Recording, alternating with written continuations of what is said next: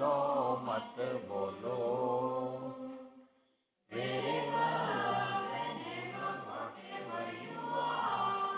Be 100% Karnataka, किसी को आओ मत कहो, किसी को जाओ मत कहो। ना कुछ पाना ना कुछ खोना। Who asked you you are zero complete level? मौज में रहो, be happy.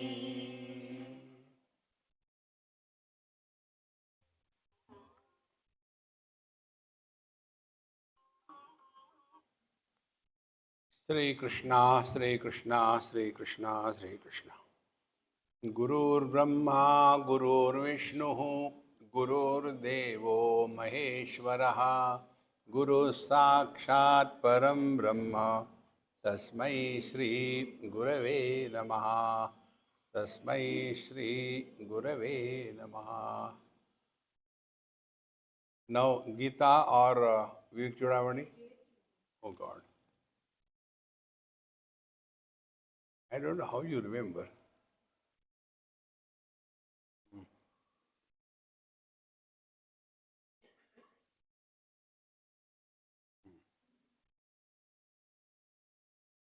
जब हम किसी भी अनुभूतियों से गुजरते हैं,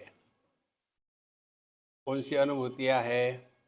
विषयाणाम आनुकूल्ये सुखे सुखी दुखी विपर्यये सुखम दुखम च तद्धर्मः सदानंदस्य नात्मनः। ये दो बात हम अपने में पहचान लें। एक, शक्ति हमारे इच्छा की होती है, दूसरी शक्ति परमात्मा की होती है। तो हमको कोई विषय चाहिए, आई वॉन्ट समथिंग, तो वो हमारी इच्छा शक्ति है। और हमारे इच्छा के अनुसार कुछ हुआ तो उसके साथ तादात्म्य, फिर हम सुखी बनते हैं। और हमको कुछ चाहिए और वो हमारी इच्छा के अनुसार नहीं हुआ तो हम दुखी हुए। ये दोनों समय, सुखी होते समय दुखी होते समय, जो इनका आधार है वो ना तो सुखी होता है ना दुखी होता है। देखो, जैसे आपने समझो बंदूक ली, निशाना लगाया एकाग्रता से, और बंदूक का जो ट्रैगर है वो खींचा और ठीक जाके लगा टारगेट पर, तो खुश हो गए। तो इसमें उंगली में एक शक्ति हमारी इच्छा की थी, दूसरी शक्ति परमात्मा की थी। हम चाहते हैं लेकिन अब क्या हो गया पता नहीं, हाथ कांप रहा है, हाथ नहीं पकड़ता ठीक से। दो शक्तियां, इसको पहचान लो। तो कैसे पहचाने? जीवन में आने वाले सुख दुख के द्वारा हम यदि प्रभावित न हो करके सुखी दुखी नहीं बने तो हम परमात्मा के साथ हैं। परमात्मा के साथ है माने क्या? जो थारी राय सो मारी राय। जहां जहां हम प्रभु के इच्छा के विपरीत चलते हैं, वहां वहां जीवन में दुख के सिवा अन्य कुछ नहीं मिलता। इसीलिए सुखम दुखम ये जीव के धर्म है, ये जो मैं है इसका धर्म है। और ये जो मैं है ये कहीं नहीं है। देखो, तो तद्धर्म न सदानंदस्य, ये सदानंद आत्मा का धर्म नहीं है। इसीलिए अब हम जो इच्छा करते हैं अन्य विषय की, आत्मार्थत्वेन ही प्रेयान विषयो न सतप्रिया, ये बृहदारण्य का विषय का विषय है। देखो, पति को पत्नी पत्नी के लिए प्यारी नहीं होती, अपने लिए प्यारी होती है। और माँ को पुत्र पुत्र के लिए प्यारा नहीं होता, अपने लिए प्यारा होता है। आत्मनस्तु कामाय सर्वम प्रियम भवति। लेकिन जब हम अपने पर प्रेम करते हैं तो आत्मार्थत्वेन ही प्रेयान विषयो न स्वतः प्रियः। जैसे कोई मिठाई की बात ले लो, मिठाई हमको अच्छी लगती है तब वो अच्छी है। यदि उस मिठाई के बारे में बताया कि पता नहीं इसमें कुछ डाला है कि नहीं डाला है, तो तुरंत हम नहीं खाएंगे, क्योंकि हमारा प्रेम मिठाई के लिए नहीं, अपने लिए है। लेकिन जो हमारा प्रेम अपने लिए है, ये किसी अन्य के लिए नहीं। हम अपने आप को अच्छे क्यों लगते हैं? हमको मिठाई अच्छी क्यों लगती है? क्योंकि मीठी है। देखो, हमको बनारस क्यों अच्छा लगता है? क्योंकि यहाँ के लोग झगड़ा नहीं करते, सब शांत रहते हैं। हमको बंगाल क्यों नहीं अच्छा लगता है? क्योंकि वहाँ भयानक स्थिति है। लेकिन हम अपने आप को क्यों अच्छे लगते हैं? कोई कारण नहीं। आत्मनस्तु कामाय सर्वम प्रियम भवति। जिसमें जिसमें अब सिद्धांत पकड़ लो, जिसको जिसको हमने अपने मैं की परिभाषा में इंक्लूड किया है, उसके प्रति प्रेम होता है, प्रेम करते नहीं। देखो, और यदि ये सिद्धांत पूरा हो जाए, ईशावास्य में ये विषय आता है, यस्मिन् सर्वाणि भूतानि आत्मनि एव अनुपश्यति सर्वभूतस्थम आत्मानं न ततो विजुगुप्सते। यदि हमने सबको मैं में इंक्लूड किया और मैं को सब में इंक्लूड किया, तो ऐसे अनुभूति में घृणा नहीं होती, न विजुगुप्सा, घृणा नहीं होती। अब इसको अपने जीवन में ले लो। अब दो चीजें हमारे शरीर की ऐसी है कि जिसमें लाइफ नहीं है। एक तो है नाखून और दूसरे है बाल। तो जब तक के वो अपने देह के साथ चिपके हैं और वो मैं की परिभाषा में है, तभी तक सुंदर है। और जहां वही बाल जिसके लिए हम इतने नखरे करते थे, निकल करके उसने समझो आत्महत्या करी, आपके चावल में गिर गया, तो हम ये कहेंगे क्या कि कोई बात नहीं बेटा, चले जाओ वापस? नहीं, क्योंकि उसको मैं से निकाल दिया है। कितनी सिंपल बात है। दूसरा उदाहरण, किसी समय हमारे पेट में, लार्ज इंटेस्टाइन में क्या है, कूड़ा करकट हम जानते हैं। अब उसका चिंतन करो आप, तो भी आपके मन में घृणा नहीं होगी, और वही बाहर आ जाता है तो घृणा हो जाती है। देखो, हम कुछ खाते हैं, खाने के बाद तुरंत हाथ धोते हैं क्योंकि खराब हो गए, और एक हाथ ने दूसरे हाथ को हाथ लगाया, फिर धोते हैं क्या? क्योंकि वहां अन्य की कल्पना नहीं है। इसीलिए आत्मार्थत्वेन प्रेयान विषयः न स्वतः प्रियः। विषयों के प्रति प्रेम विषयों के लिए नहीं होता, अपने लिए होता है। स्वतः एव ही सर्व सर्वेषाम आत्मा प्रियतमो यतः। क्योंकि सभी वस्तु चीजों से हमको सबसे ज्यादा प्रिय क्या है? तो अपना आपा है। अपना आपा क्यों प्रिय है? क्योंकि वो सुख का स्रोत है। जो जो हमको सुख देता है उसके प्रति प्रेम होता है, जो दुख देता है उसके प्रति प्रेम नहीं होता। और दुनिया के विषय व्यक्तियों के प्रति प्रेम होने का कारण होता है, क्योंकि ये ऐसा है, क्योंकि वो वैसा है, इसीलिए हमको अच्छा लगता है। लेकिन हमारा अपने प्रति जो प्रेम है, ये किसी कारण से नहीं है। ऐसे सीखना क्या है? जिस अनुभूति में कार्य कारण का भाव नहीं होता, वो हमारा स्वरूप है।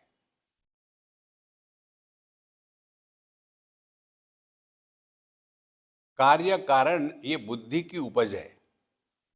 इसीलिए इंटेलिजेंट लोग जो होते हैं ना, they are extremely miserable because constantly lost in cause and effect. कार्य कारण से हट जाओ, या ऐसा क्यों, या ऐसा ही होता है, मन शांत रहेगा। इसीलिए आत्मर्थत्वेन प्रियान विषयः न स्वतः प्रियः स्वतः एव हि सर्वेषाम आत्मा प्रियतमो। क्योंकि सबसे ज्यादा हमारा अपने प्रति प्रेम इसलिए होता है कि हम आनंद स्वरूप है। तत आत्मा सदानंदो नास्ते दुखम कदाचन यस् सुषुप्तो निर्विषय आनंद आत्मा अनुभूयते श्रुति ही प्रत्यक्षमैतीय अनुमानं च जागृति। ये सब सिद्धांत बताने के बाद अब इसको अपने में उतारना है। कहते हैं इसीलिए आत्मा हमेशा आनंद स्वरूप है, न अस्य दुखम कदाचन, कभी इसमें दुख का नाम नहीं। कैसे? यद सुषुप्त, सुषुप्ति में जो हमको आनंद का अनुभव आता है वो निर्विषय है, वहां कोई विषय नहीं, और वही आत्मानंद अनुभूयते। अब यहां हम आपको थोड़ा हट करके एक बात बताएंगे। योग शास्त्र प्रकृति प्रधान है और वेदांत शास्त्र पुरुष प्रधान है। इसीलिए योग शास्त्र में निद्रा को वृत्ति कहा है और वेदांत में निद्रा में परमात्मा की अनुभूति होती इसलिए है कि वहां परमात्मा की अभिव्यक्ति है। ये दो बात समझ लेना।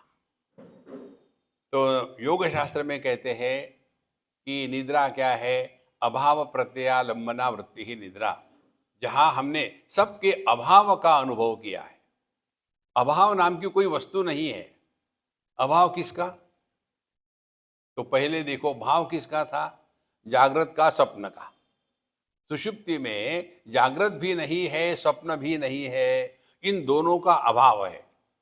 तो जागृत स्वप्न में क्या था? सुख दुख था। अब ये जागृत और स्वप्न दोनों का अभाव हो गया तो सुख दुख नहीं रहेगा। और इसीलिए योग शास्त्र के अनुसार जो आनंद का अनुभव आता है सुषुप्ति में, वो प्रकृति की साम्यावस्था के कारण आता है। लेकिन प्रकृति अपने आप में आनंद स्वरूप नहीं, वो जड़ है। देखो संतो, तो वेदांत क्या कहता है? ये जो सुख दुख का अनुभव लेने वाला जागृत अवस्था में जागृत पुरुष, स्वप्नावस्था में स्वप्न पुरुष, ये कौन होता है? जब बुद्धि के वृत्ति में चैतन्य का प्रकाश प्रतिबिंबित होकर के जो चिदाभास है, वो चिदाभास युक्त वृत्ति ही सुख दुख का अनुभव करने वाली होती है। जैसे आदमी और उस आदमी का प्रतिबिंब पत्नी नाम के दर्पण में, तो पति क्या हो गया? आदमी प्लस पत्नी और आदमी का पत्नी के कमियों में प्रतिबिंब। इसमें से सुखी दुखी कौन होता है? आदमी नहीं होता, पत्नी नहीं होती, पति होता है। तो पति कहाँ है? देखो, तो सुषुप्ति क्या है? ये जो सुखी दुखी होने वाला व्यक्तित्व जो था वो सुषुप्ति में नहीं है, क्योंकि पत्नी वृत्ति नहीं है वहां। वृत्ति के अभाव में चिदाभास नहीं हो सकता। देखो कितनी सिंपल बात है। तो फिर चिदाभास नहीं हुआ तो क्या हुआ? अब इसको ऐसा समझ लो, जैसे समझो, कल्पना करो ये दर्पण है और यहां दर्पण के जगह में अपना विज्ञानमय कोश मैं को लगा लो, मैं है। अब ये मैं जब बहिर्मुखी होगा तो उसमें जो जो अच्छा बुरा है उसका प्रतिबिंब पड़ेगा, उसके साथ तादात्म्य होगा, तो मैं सुखी मैं दुखी इत्यादि। अब ये मैं सुषुप्ति अवस्था में मानो उल्टा हो गया, क्योंकि बहिर्मुखित्व खत्म कर दिया, अब अंतर्मुखी हो गया। अंतर्मुखी होने के कारण अब इसको प्रतिबिंबित करने के लिए क्या है? प्रतिबिंबित करने के लिए आत्मानंद है। देखो, तो यह जो आत्मानंद सुषुप्ति में है, ये है परमात्मा का प्रतिबिंबित आनंद है। और इसीलिए जब तक के सुषुप्ति अवस्था है तभी तक यह आनंद बना रहता है और वहां विषयों की आवश्यकता नहीं है, क्योंकि प्रतिबिंब ब्रह्मानंद का हो रहा है वृत्तियों में। देखो, जब ये बातें समझ में आती है ना, तब हम अपने अनुभूतियों को विश्लेषण कर सकते हैं कि जिसके जिसके प्रति हम पागल होते थे प्राप्त करने के लिए, वो मिली तो खुश, नहीं मिली तो नहीं खुश। यदि वस्तु का होना न होना कुछ फर्क ही नहीं है, तो ना खुश है ना दुखी है, ये अपना स्वरूप है। यत् सुषुप्तो निर्विषय आनंद। अब यही बात ध्यान की कक्षा में समझ लेना। ये भी बहुत सिंपल टेक्निक है महाराज, अपने स्वरूप को पहचानने का। ये दर्पण है, इसके सामने एक मोमबत्ती है, जल रही है। मोमबत्ती समझो 5 फीट के डिस्टेंस पर है, तो इसके अंदर का जो प्रतिबिंब होगा वो कितना अंदर होगा? 5 फीट। लेकिन ये दर्पण की मोटाई कितनी है? 0.3 0.4 mm। उसके अंदर में 10 फीट दिख रहे हैं। दिख रहे हैं ना? लेकिन है क्या? अच्छा, ये जो मोमबत्ती है उसकी जो ज्योति है, इसका भी प्रतिबिंब इस दर्पण में हो रहा है। अब ध्यान से सुनना, हम आपकी ध्यान की प्रक्रिया समझा रहे हैं। अब हम क्या करते हैं कि यह जो ज्योति है, इसको हम दर्पण के पास ले आते हैं, तो क्या होगा? ये दर्पण में जो डिस्टेंस था प्रतिबिंब का, वो भी कम कम होते जाएगा। उसको इतना कम किया, इतना कम किया कि ये मोमबत्ती, कैंडल और दर्पण मानो एक दूसरे को चिपका के रख दिए, इतने नजदीक में। तो क्या होगा? ये ज्योति की गर्मी से दर्पण के पीछे में जो मर्क्यूरी ऑक्साइड का लेप होता है, वो धीरे धीरे गलने लगेगा। जहां वो गल गया, वहां का सवाल यह है, वहां दिखा हुआ प्रतिबिंब कहां गया? वो प्रतिबिंब वापस बिंब में चला गया। कहां से निकला था? बिंब से निकला था। अब प्रतिबिंबित करने के लिए दर्पण ही नहीं है, तो क्या होगा? वो नष्ट नहीं होगा, क्योंकि है ही नहीं। लेकिन दिख तो रहा था, किसके कारण? बिंब के कारण। ये प्रक्रिया वेदांत में बिना कुछ किए होती है, और ध्यान में खूब मेहनत करनी पड़ती है। माने, यदि हमारे अंतःकरण में वृत्तियों का निर्माण नहीं हुआ, तो उसमें परमात्मा का प्रतिबिंब बिना टॉर्चर किए ज्यों का त्यों रहेगा। और फिर यह जो अनुभूति है सुषुप्ति की, वेदांत में इसको कहते हैं अहर अहर ब्रह्म गमयति। हर रात को जब हम सोते हैं, तो हम ब्रह्मानंद से एक हो जाते हैं। अब ये ब्रह्मानंद की अनुभूति का विश्लेषण करें, सुषुप्ति का। तो सुषुप्ति में हमारे आनंद का कारण क्या है? कहते हैं कि वहां किसी भी विषयों का होना नहीं, यह निर्विषय आनंद है, यह निर्वृत्ति आनंद है। इस आनंद में मैं आनंद का भोक्ता हूं, यह भोक्ता भी उसमें नहीं है। यह केवल होने मात्र का अनुभव है। और हम बिखर कैसे जाते हैं? देश काल वस्तु के कारण। मैं यहां हूं वहां नहीं, मैं अब हूं तब नहीं, मैं ये हूं वो नहीं। सुषुप्ति में देश काल वस्तु, इनके कारण जो अनेकता की भ्रांति निर्माण होती है, उसका अभाव होने के कारण जो सबके अभाव में होता है, वो ब्रह्मानंद। तथा आत्मा सदानंद नास्य दुखम कदाचन यद सुषुप्तो निर्विषय। सुषुप्ति में आनंद का कोई विषय नहीं है, आनंद ही है, आनंद का विषय नहीं है। जागृत में खाने की वस्तु मिली तो आनंद हो गया, नहीं मिली तो दुख हुआ।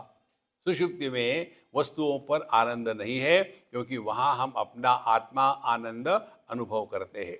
और यही बात कहते हैं श्रुति में भी कहते हैं, उपनिषदों में प्रत्यक्ष ये हमारा अनुभव ही है, और ऐतिह्य अनुमान, इसी प्रकार से यह अनुमान से भी सिद्ध हो जाता है कि जो जागृत का आनंद है वो विषयों से युक्त है, स्वप्न का आनंद है वो कल्पना से युक्त है।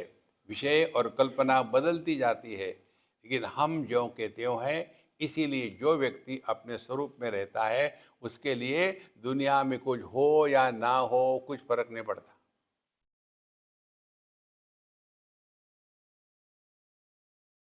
ये जो आपकी स्थिति है ना, ये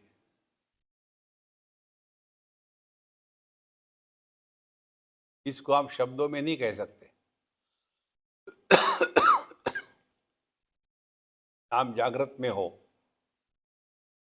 सुन रहे हो, लेकिन ये सुनना कैसा हो रहा है? जैसे दर्पण में प्रतिबिंब है, पानी का प्रतिबिंब है, गीला नहीं होता। अग्नि का है, जलता नहीं। शब्द है तो सुन रहे हो, सुनने वाला पैदा नहीं हुआ। शांति है, कुछ नुकसान नहीं हुआ। जो भाव और अभाव इनके परे है वो है आत्मानंद। जागृत स्वप्न भावात्मक है, सुषुप्ति समाधि अभावात्मक है। यह जो भाव अभाव इन दोनों का जो एक अधिष्ठान है वह अपना स्वरूप है। अब इसको समझाने के लिए हमारे शास्त्रों में कुछ शब्दों का प्रयोग किया जाता है। ये कैसे हो रहा है? ये तो भगवान की माया शक्ति है। अब ये माया शक्ति का वर्णन स्पष्ट रूप से करते हैं। अव्यक्त नामनी परमेश शक्ति ही अनादि अविद्या त्रिगुणात्मिका परा कार्यानुमेया सुधियैव गम्य गम माया यया जगत सर्वमिदं प्रसूयते। अव्यक्त नामनी, अव्यक्त माने जो व्यक्त नहीं हुई। समझने के लिए उदाहरण से जल्दी समझ में आएगा। अग्नि की दाहिका शक्ति, तो ये अग्नि क्या है? इस लकड़ी के आकार का आधार अग्नि तत्व है। तो फिर ये गर्म क्यों नहीं, ठंडा क्यों है? क्योंकि इसमें जो दाहिका शक्ति है वो अभी व्यक्त नहीं हुई है, व्यक्त नहीं हुई। जब तक के व्यक्त नहीं होती तब तक के उसकी उपस्थिति समझ में नहीं आती। तो अव्यक्त नामनी। फिर परमेश शक्ति, इसी को परमात्मा की शक्ति कहते हैं या भगवान की माया कहते हैं, बात एक ही है। फिर ये क्या है? अनादि अविद्या, अनादि जिसका प्रारंभ नहीं। और क्या है ये शक्ति? अविद्या। अविद्या माने जिसमें अपूर्णता है, ऐसी विद्या। ये भी सिद्धांत समझ लो। ज्ञान का कभी अभाव नहीं होता, ज्ञान में अपूर्णता आती है। यदि आपको मालूम ही नहीं तो आपको दुख नहीं होगा, लेकिन मालूम है, लेकिन क्या है ये मालूम नहीं, फिर परेशानी शुरू हो जाती है। तो मालूम है कि कुछ है, लेकिन मालूम नहीं है कि क्या है, तो ज्ञान में अपूर्णता आ गई। तो कहते हैं अनादि। तो अज्ञान का कारण क्या है? अज्ञान का कोई कारण नहीं। देखो, आप गुजराती जानते हो क्या? नहीं। कब से? कब से? कभी नहीं जाना यार। उसका कोई बिगिनिंग है क्या? अज्ञान का प्रारंभ नहीं होता। देखो, अनादि अविद्या, फिर क्या है? त्रिगुणात्मिका। इसमें तीन गुणों का मिश्रण है। अब ये भी सिद्धांत की बात समझ लो। यदि हमको जगत का वर्णन करना हो तो जगत क्या है? तो जगत है तीन चीजों का मैट्रिक्स ऑफ थ्री प्रिंसिपल्स।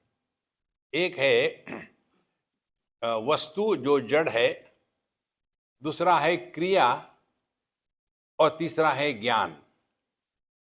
पूरे जगत को यदि हमको डिफाइन करना है, what is the world? So the inert world, the activity and knowledge, तीन बन करके जगत है। अब ऐसा बोल दिया क्योंकि देखा हमने ऐसा, फिर प्रश्न पूछेंगे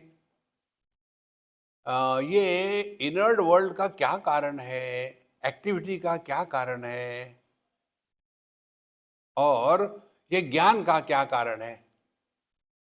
तो उसका उत्तर तो शास्त्र को देना ही पड़ेगा। हाँ, तुम बड़े इंटेलिजेंट हो क्योंकि प्रश्न पूछते हो। हर एक प्रश्न पूछने वाला ये सोचता है वो इंटेलिजेंट होता है, लेकिन असल में वो बेवकूफ होता है। जिसको मालूम नहीं वही प्रश्न पूछेगा ना। तो फिर शास्त्र को बताना है तो बताए, देखो ये जो जड़ जगत है ना, इसका कारण तमोगुण है। क्रिया जो है इसका कारण रजोगुण है, और ज्ञान जो है इसका कारण सत्वगुण है। और हम मान लेते। अब मुझे बताओ, ये तीन बातें बताइए, तमोगुण, रजोगुण, सत्वगुण, क्या समझ में आया? नाम ही तो है। आज तक किसी ने ना सत्वगुण देखा है, ना रजोगुण देखा है, ना तमोगुण देखा है। और ये जो अतपके सत्संगी होते हैं ना, प्रोफेशनल अतपके सत्संगी, वो अ, आध्यात्मिक गालियां देते हैं। आपको मालूम है स्पिरिचुअल आध्यात्मिक गालियां क्या होती है? वृंदावन में एक अम्मा मुझे मिली, सत्संग में आई थी हमारी रिट्रीट। तब हमने कहा कि अम्मा आप अकेले आई, भोले बाबा को नहीं ले साथ में? स्वामी जी क्या बताऊं? उन्हें मत बताओ। फिर पुत्र, बोले क्या बताओ? उन्हें मत बताओ। बोले मेरा पुत्र जो है ना, वो बहुत रजोगुणी है,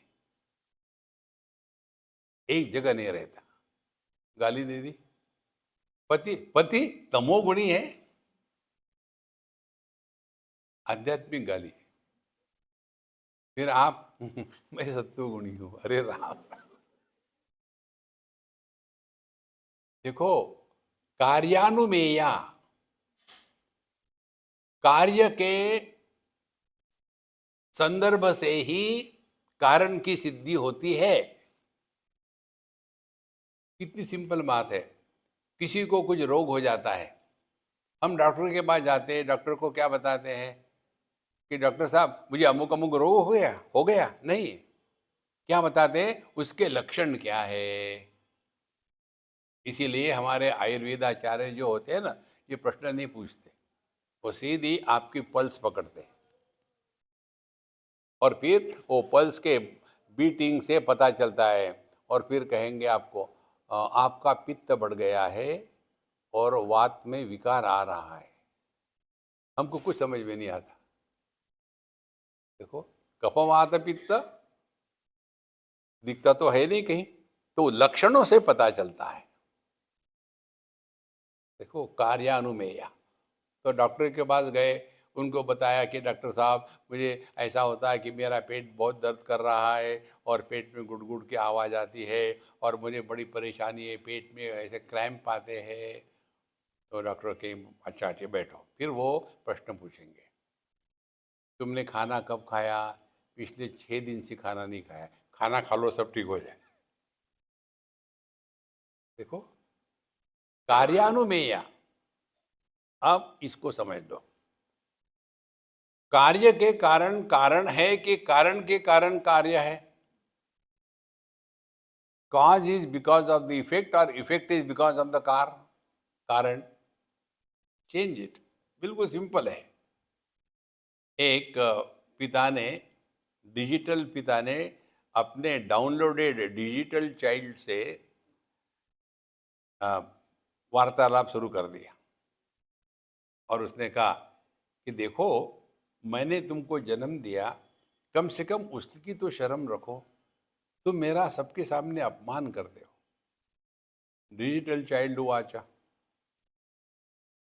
आपको मैंने जन्म दिया है, आपने नहीं दिया मुझे जन्म। अब बाप घबराने लग गया, अब ये क्या कहता है? तो फिर कहता है, जब तक मैं पैदा नहीं हुआ आपको पिता किसने कहा? तो पुत्र के कारण पिता है कि पिता के कारण पुत्र है? सिद्धांत mutually dependent variables are supported by an independent factor. बिल्कुल सिंपल बात है, लेकिन हम उसमें ऐसे फंस जाते हैं, कार्य कारण कार्य कारण। और तत्व क्या है? परमात्मा का कार्य कारण से परे होना है। जो कार्य कारण के परे है वो परमात्मा है। अब कार्य कारण कहाँ है? बुद्धि में है। बुद्धि के परे चले जाओ, ना कारण है ना कार्य है, केवल कार्य कारण रहित जो अनुभूति है वो अपना स्वरूप है। लेकिन हम ये कार्य कारण में ऐसे फंसे रहते, ऐसे फंसे रहते। एक बार कोई 8-10 साल पहले की बात है, यूके में उन दिनों में एक शब्द बहुत ही बज़वर्ड हो गया था, व्हाट इज गॉड पार्टिकल। तो हमारे सत्संग चल रहे थे, तो एक अंग्रेज ने पूछा कि what is your opinion about this God particle. I said I don't opine on stupid topics. Do you mean such S a big scientist who has got a Nobel Prize, he is talking about God particle? I say, look here, what is your understanding of God? God is finite or infinite? Of course, God is infinite. Very good. Can the infinite be divided into fractions? Think. अनंत के भाग नहीं होते, अनंत में भाग की कल्पना करी जाती है। देखो, समुद्र में लहरें हैं, तो क्या समुद्र इन सभी लहरों का टोटल है? लहर समुद्र का एक भाग है, ए पार्ट ऑफ द ओशन। तो जितनी लहरें हैं उसको जोड़ लो तो क्या समुद्र बनेगा? Summation of the finite is not equivalent to the infinite. कारण finite is only imagined in the infinite. देखो संतो, इसलिए कार्यानुमेया वास्तविक नहीं है वो, कार्य के कारण हम उसको कहते हैं, और ये जिसके कारण होता है उसको कहते हैं माया।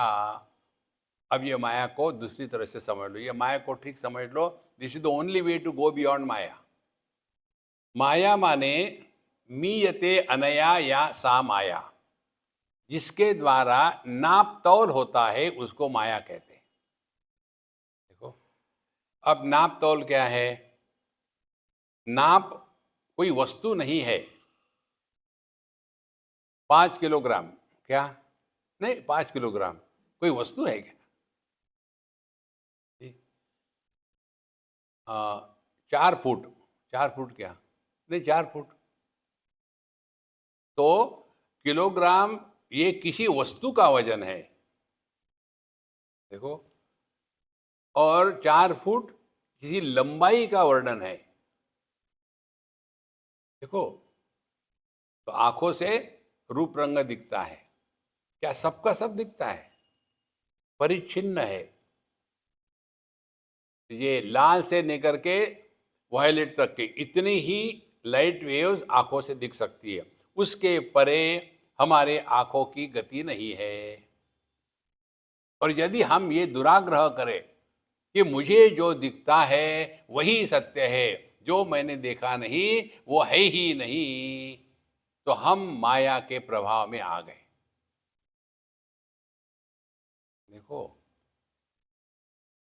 माने आंखों से देखना ये माया नहीं है, लेकिन उसी को सत्य मानना, इसके परे कुछ है ही नहीं, इसको कहते हैं माया। और ये माया कैसी है? भगवान कहते हैं साधना के पक्ष में, निर्मान मोहा। हमको ये मान का, नापों का जो माया है इससे निकल जाना है। तो हमारे नापों की माया कौन सी है? Date of birth 31 April, date of birth. माने उसके पहले हम नहीं थे। एक बार एक बच्ची ने हमको पूछा था, आपकी डेट ऑफ बर्थ बताइए स्वामी जी। मैंने कहा मैं बताऊंगा लेकिन किसी को मत बताना। नहीं, किसी को नहीं बताऊंगा। फिर मैंने उसको बता दिया। फिर वो जाके आपके अपने मम्मी को कहती है, आप कहती थी तो वो बताते नहीं है, मुझे तो उन्होंने बता दिया उनकी डेट ऑफ बर्थ। तो लेकिन मैं आपको बताऊंगी क्योंकि आप तो मेरी मम्मी है ना, मम्मी से कुछ छुपाते नहीं, तो मैं आपको बताता हूँ। फिर उसने बता दिया, स्वामी जी ने बताया ये डेट ऑफ बर्थ है 31 अप्रैल। तो बोले आपको बेवकूफ़ बनाए, 31 अप्रैल कभी होती ही नहीं। अब उसको आ गया गुस्सा। फिर उसने मुझे एक ग्रीटिंग कार्ड दिया, happy birthday Swami ji whenever it is. नीचे लिख दिया, now guess who am I. नीचे अपना एड्रेस दे दिया, नाम और एड्रेस। माया जो नहीं है उसको सत्य मानना, ये माया है। माया का दूसरा तात्पर्य इसको कहते हैं विपरीत भावना। विपरीत भावना क्या है? अभी हमारी भावना ये है कि मैं देह के अंदर हूं, दुनिया देह के बाहर है। तो होगा क्या? मैं और तू का झगड़ा शुरू हो जाएगा। सुषुप्ति में क्या होता है? ये अंदर बाहर का झगड़ा खत्म हो गया। हम रहते हैं ना, उस समय हम माया के परे चले गए। इसीलिए कार्यानुमेया यह केवल कार्य से ही अनुमानित किया जाती है, होती नहीं वास्तविक। कार्यानुमेया सुधियैव गम्या, और ये केवल समझदार सूक्ष्म चिंतन वाले व्यक्ति को ही पकड़ में आती है। यया जगत सर्वम इदम प्रसूयते, और इसी के द्वारा ये संपूर्ण जगत का निर्माण होता है। अब जगत का निर्माण होता है कैसे, इसको समझ लो। पानी में जो शक्ति है, उस शक्ति के कारण पानी समुद्र और लहर के रूप में प्रकट हो सकता है। अब पानी में पानी के सिवा कुछ है ही नहीं, तो ये जो पानी की शक्ति है ये किस पर प्रभाव डालेगी? पानी पर ही डालेगी, दूसरा कुछ है ही नहीं। तो पानी के शक्ति का पानी पर जब प्रभाव होता है तो उस प्रभाव के कारण पानी समुद्र के रूप में प्रकट हो गया, और उसी शक्ति के कारण समुद्र लहरों के रूप में प्रकट हो गया। और इसीलिए पानी समुद्र में डूबता नहीं और लहरों के टूटने के कारण टूटता नहीं। लेकिन जो देखने वाला है उसको लगता है समुद्र गहरा है और ये लहरें टूटती है। पानी के दृष्टि से कुछ है ही नहीं। धीरे धीरे ये बात जब हृदय में उतरती है ना, तब समझ में आता है ये पूरी की पूरी जो दुनिया शुरू कहाँ से होती है? इसी कल्पना से। मैं अपूर्ण हूँ, पहली कल्पना। कल्पना का कोई कारण नहीं होता, कल्पना के कारण सब कुछ होता है। मैं अपूर्ण हूँ। दूसरी कल्पना, यह वस्तु मुझे मिलेगी तो मैं पूर्ण हो जाऊंगा।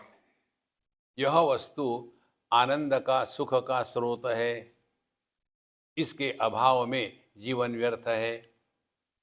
ये सब का सब जो मन में चलता है इसको कहते हैं माया का कार्य।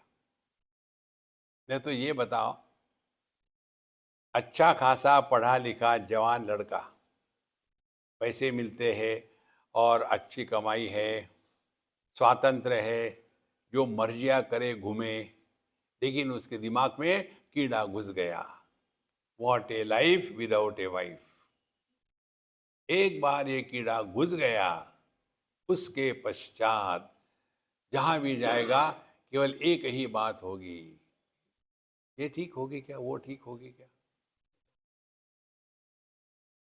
एक लड़का एक मंदिर में गया ऐसा फ्रस्ट्रेटेड, और भगवान के सामने, भगवान मुझे लगता है मनुष्य का जीवन गृहस्थाश्रम में पूर्ण होता है।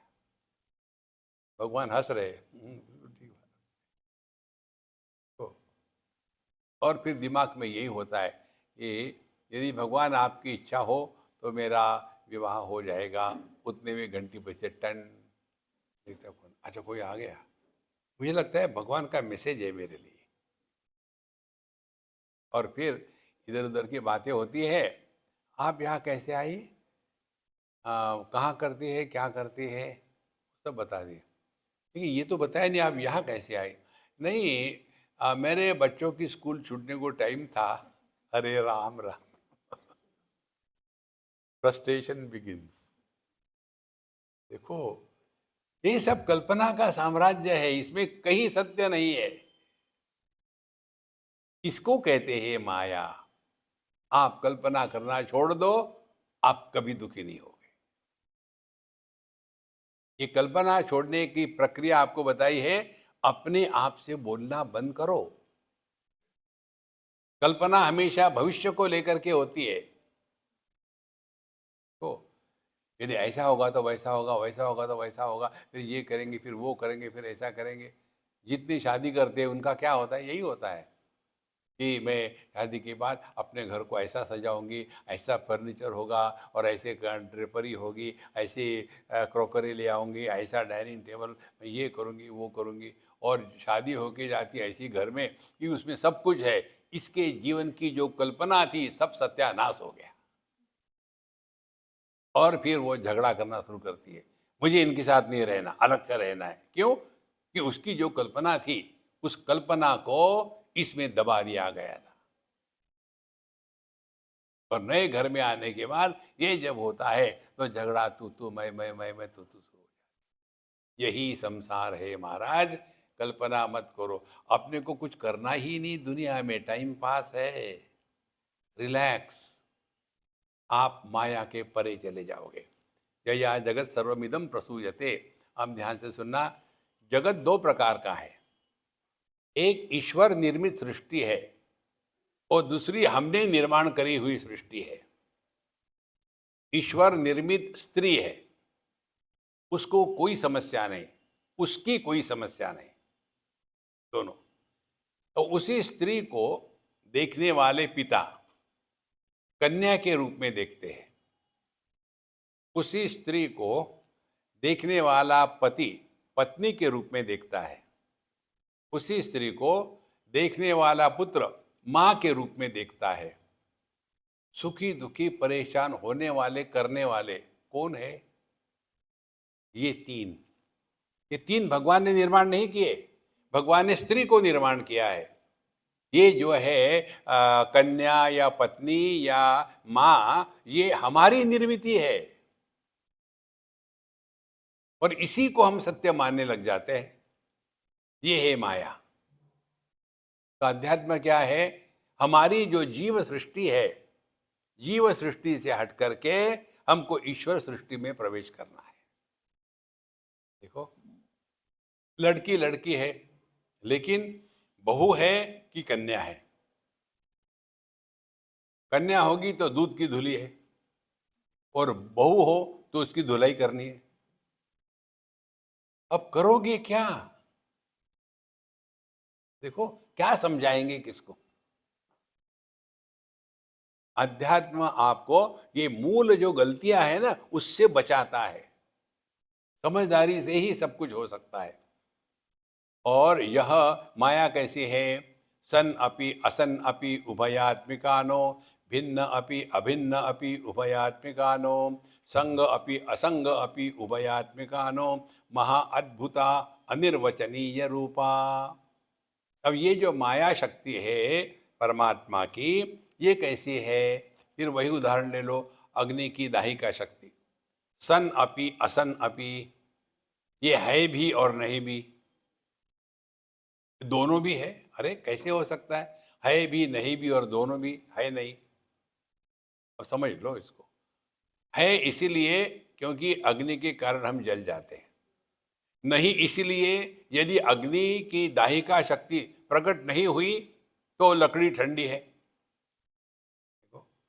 तो वो है भी नहीं भी, दोनों भी है, और दोनों के परे है। भिन्न अपि अभिन्न अपि उभयात्मिकानो, ये अग्नि से भिन्न है, क्योंकि जब हम कहते हैं अग्नि और अग्नि की दाहिका शक्ति, तो हम तो दो चीजों का वर्णन कर रहे हैं, भिन्न अपि अभिन्न अपि।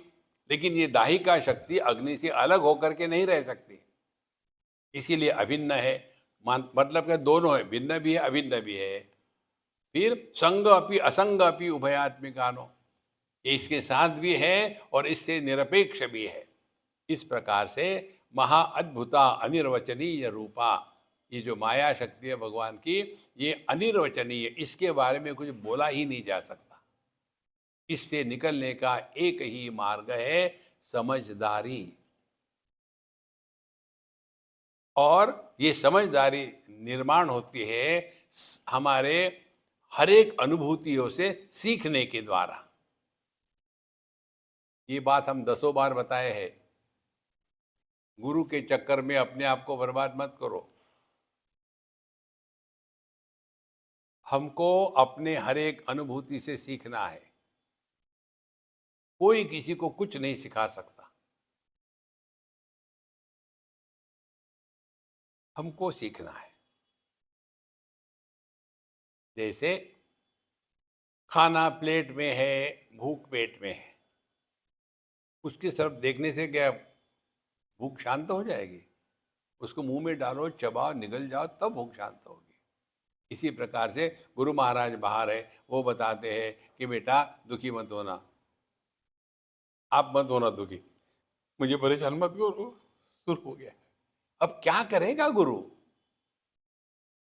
तो बाहर का गुरु जब हृदय में प्रकट हो जाता है, तब हमारी हर एक अनुभूति से सीखने की क्षमता जागृत हो जाती है। तो सद्गुरु कौन है? जो हमको अपने हर एक अनुभूति से सिखाता है और हम सीखते हैं, उसको कहते हैं सद्गुरु। ये जो श्लोक आता है ना, गुरु ब्रह्मा गुरु विष्णु गुरु देवो महेश्वरा, इसका अर्थ हम बाबा जी लोग अपने पक्ष में कर लेते हैं, लेकिन असली अर्थ वो नहीं है। असली अर्थ है गुरु ब्रह्मा, ब्रह्मा जी क्या है? मैन्युफैक्चरर, निर्माण करते हैं। तो वह घटना जिसके कारण हम बहिर्मुखता से उपरत होकर के अंतर्मुख हो गए, वो घटना हमारे जीवन में गुरु के रूप में प्रकट हो गई, वो ब्रह्मा जी है। वो हमारा नया जन्म है। इनफ ऑफ दिस वर्ल्ड, नया जन्म है।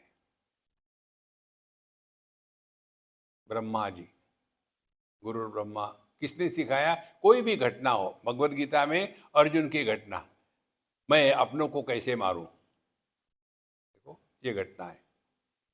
इसीलिए उसको विषाद योग कहते हैं, रोग नहीं कहते।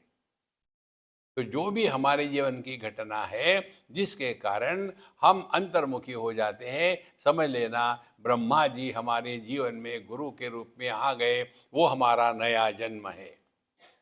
नया जन्म किसको किसको कहेंगे?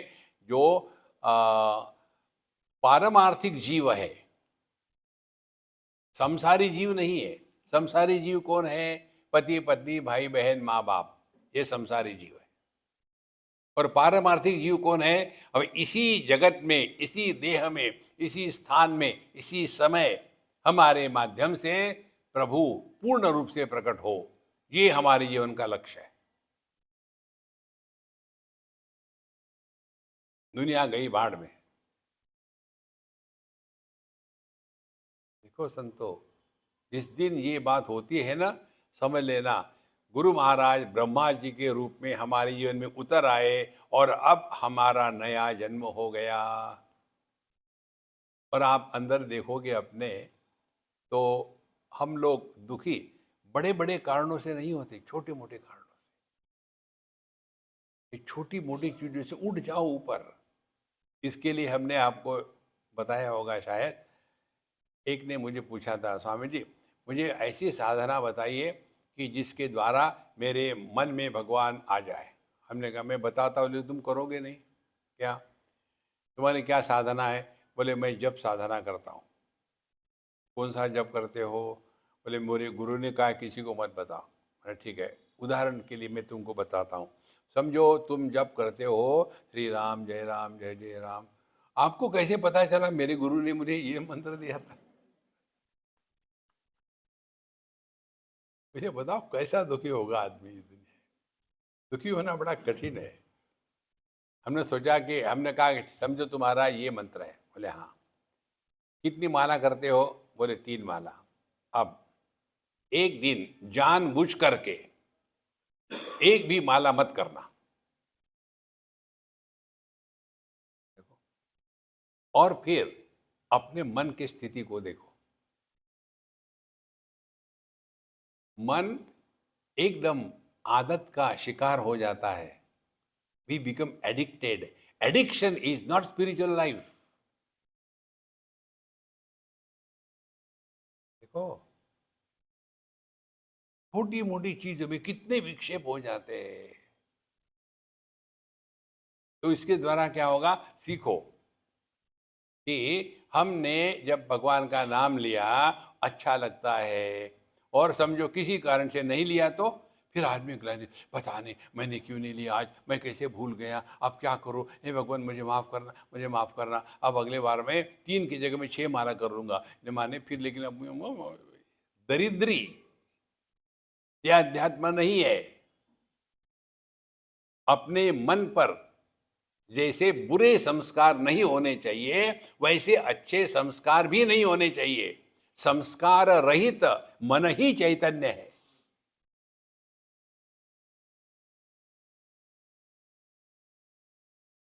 नहीं तो छोटी मोटी चीजों को, अरे राम राम राम राम। हम कलकत्ते में जाते थे कभी कभी। तो एक मारवाड़ी फैमिली में, तो बहुत बड़ी हवेली उनकी, 3-4 स्टोरी की। घर में रहने वाले 3 पति पत्नी और एक बुढ़ाऊ हमारे मित्र, और 23 वहाँ नौकर थे, 30 गाड़ियाँ थी।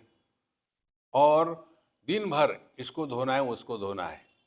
और बाथरूम में साबुन से हाथ नहीं धोना, मिट्टी से धोना है। वो सब मिट्टी जा करके वो गटर में जाम हो जाती थी। हर 15 दिन के, महीने के बाद वो उसको बुलाना है, साफ करना है। मिट्टी से ही हाथ धोने चाहिए, साबुन से नहीं धोने चाहिए। ये लिखा है हमारे धर्मशास्त्र में। मिट्टी में गया तुम्हारा धर्मशास्त्र। मन को किसी भी प्रकार के संस्कारों का गुलाम न बनावे। कोई भी संस्कार, वो साधना है। संस्कार रहित अंतःकरण ही परमात्मा है। दिशा रहित आकाश ही वास्तविक आकाश है। पूर्व पश्चिम उत्तर दक्षिण ये कल्पना है, ये सत्य नहीं है।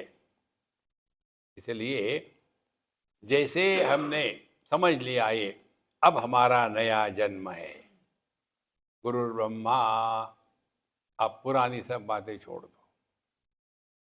अब केवल एक ही साधना, क्या? Undoing all what we have been doing in life. कुछ करना नहीं, जानबूझ के। और फिर अपने मन की स्थिति को देखना। पता नहीं उस बाबा जी की बात क्या सुनी मैंने, जब नहीं किया, हे भगवान पता नहीं, अब मुझे माफ कर देना। उस बाबा जी को करना है जो करना है, तो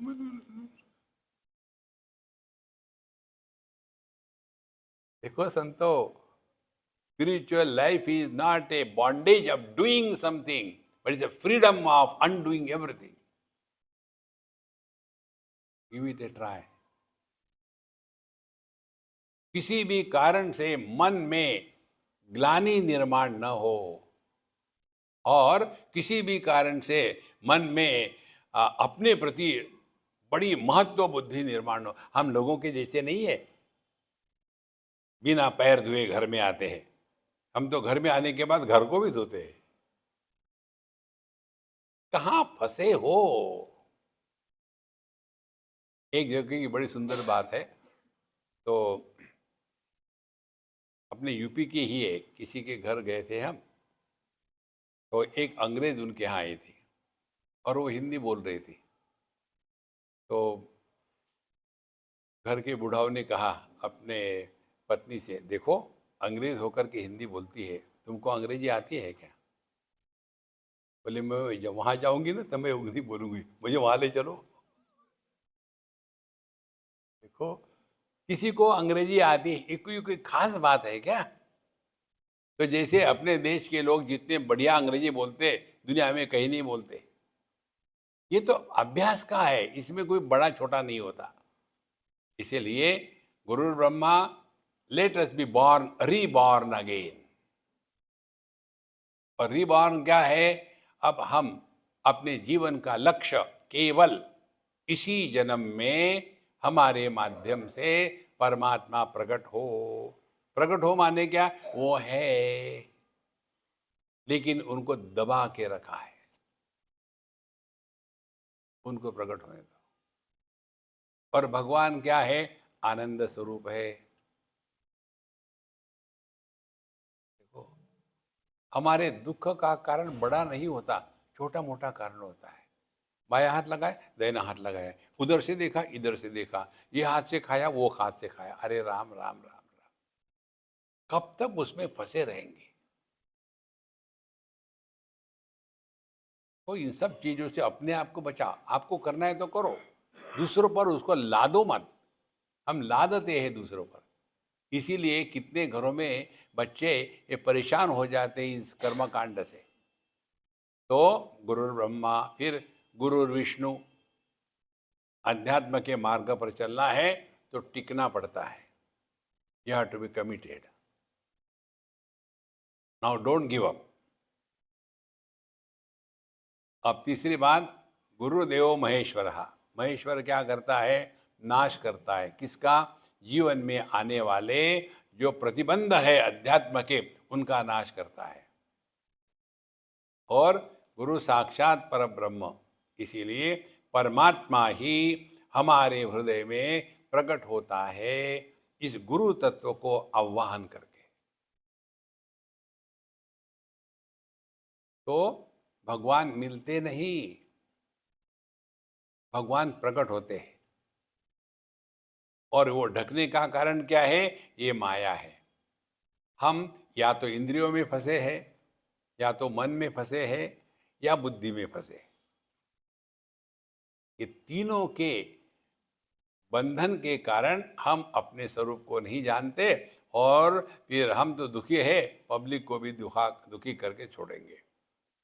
दृश्याद्वय ब्रह्म विबोधनाश्या सर्प भ्रमो रज्जु विवेक तो यथा रजस्तमस्तत्वमिति प्रसिद्धा गुणास्तदीया प्रसिद्धैः स्वकार्यैः। शुद्ध अद्वय ब्रह्म विबोधनाश्या। जब हमको ये बात समझ में आएगी, ध्यान से सुनना, माया का नाश करना है माने क्या?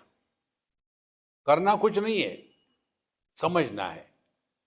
ये समझना है हमारी दृष्टि सभी रूप रंग को प्रकाशित करती है। करना कुछ नहीं, करती है। और ये दृष्टि जो है, ये किसी भी रूप रंग के द्वारा प्रभावित नहीं होती। तो फिर भगवान का दर्शन किया तो आंखें पवित्र हो गई, कूड़े को देखा, आंखें अपवित्र हो गई। देखो, हमारे वृंदावन में एक बहुत बड़े महात्मा हो गए, मस्त रहते थे वो हमेशा। तो उनके चेले उनको बिहारी जी के दर्शन के लिए ले जाएंगे, तो वो चलो चलो चलो, उनको हाथ पकड़ के ले गए। तो गए वहाँ।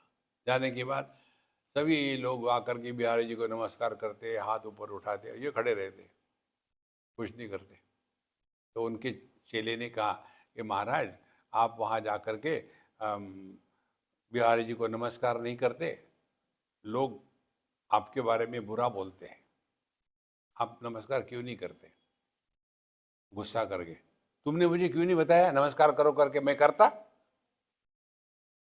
देखो, उनमें मैं किसी को नमस्कार कर रहा हूं, ये वृत्ति भी नहीं उठती। देखो, कितनी सूक्ष्म बात है ये। तो जैसे जो प्रकाशक होता है वो प्रभावित नहीं होता।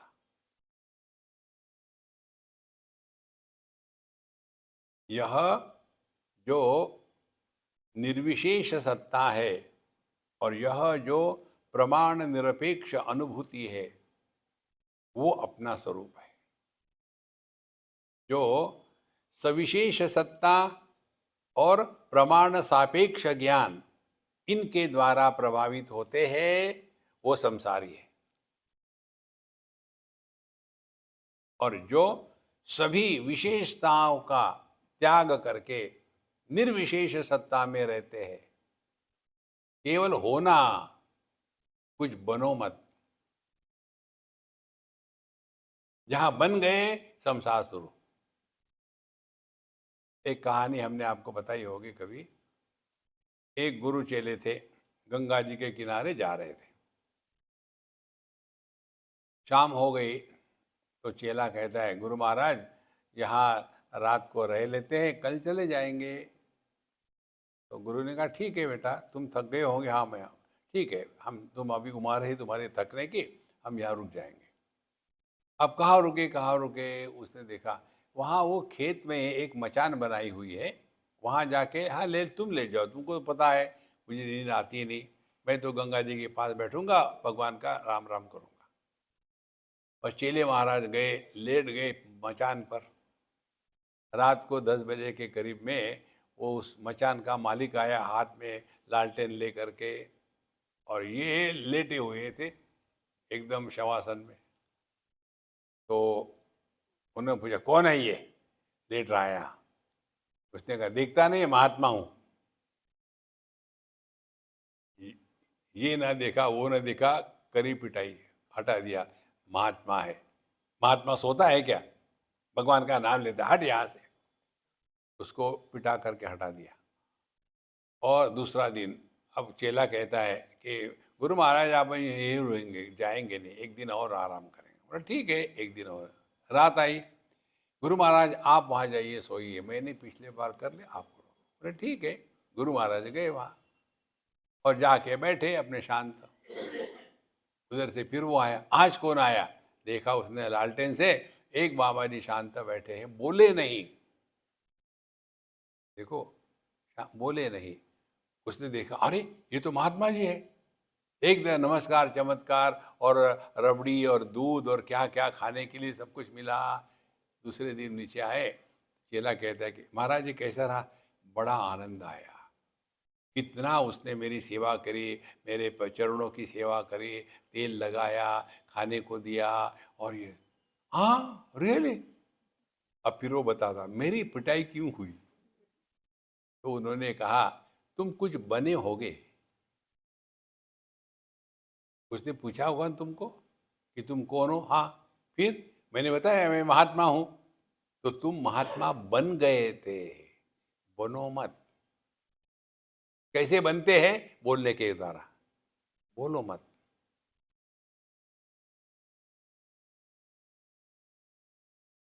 कितनी सिंपल साधना है। It's a process of undoing. करना कुछ नहीं है, समझना मात्र है। इसीलिए शुद्ध अद्वय ब्रह्म विमोधनाशा, यदि हमने अपने स्वरूप को पहचान लिया है, तो ये माया का प्रभाव हम पर नहीं होगा।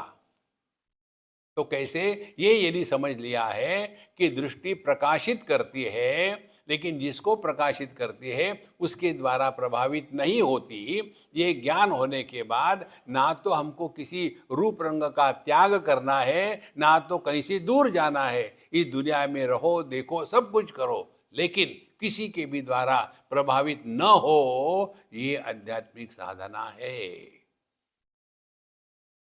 कहीं जाने की जरूरत नहीं। देखो संतो, शुद्ध अद्वय ब्रह्म विबोधनाशा, इस तत्व को समझो। इसको हमने अभी अभी बताया। प्रमाण निरपेक्ष अनुभूति, 3 प्रमाण है, ज्ञानेंद्रिय, मन और बुद्धि। ज्ञानेंद्रियों के द्वारा विषयों का ज्ञान होता है, मन के द्वारा सुख दुख का ज्ञान होता है, और बुद्धि के द्वारा कंसेप्ट का ज्ञान होता है। परमात्मा निर्गुण निराकार, इसीलिए इंद्रिय बेकार। परमात्मा सुख दुख के परे, इसीलिए मन बेकार। और परमात्मा इज नॉट ए कंसेप्ट, इसलिए बुद्धि के परे।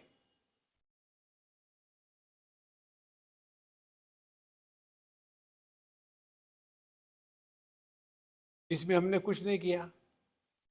आंखें खुली है, सब दिख रहा है, कान खुले है, सब सुन रहे हैं, कुछ नहीं किया। लेकिन हमारे मन में अभी विक्षेप नहीं है।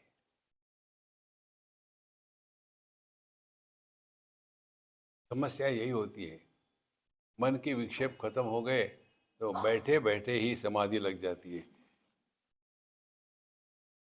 आपने देखा होगा ना, हमको पूछते कभी कभी लोग, हमारे यहाँ आश्रम में जब लोग समाधि करते हैं ना स्वामी जी, तो ऐसा ऐसा करते हैं, ये क्या होता है? तो अपने गुरु को पूछो। बोले हमको उनको पूछने से डर लगता है। मेरा डर नहीं लगता, आपका डर नहीं लगता। ये क्या होता है ऐसा है? इसको कहते हैं झटका समाधि, और दूसरी होती है हलाल समाधि, झटके नहीं रखते। वो संतो जगत में इतने सहज बन के रहे कि कुछ बनो ही मत। जैसे वो शिष्य बना था महात्मा, और महात्मा थे, वो बने नहीं थे। यह जो सहजता है जीवन की, यही अध्यात्म की प्रगति का लक्षण है।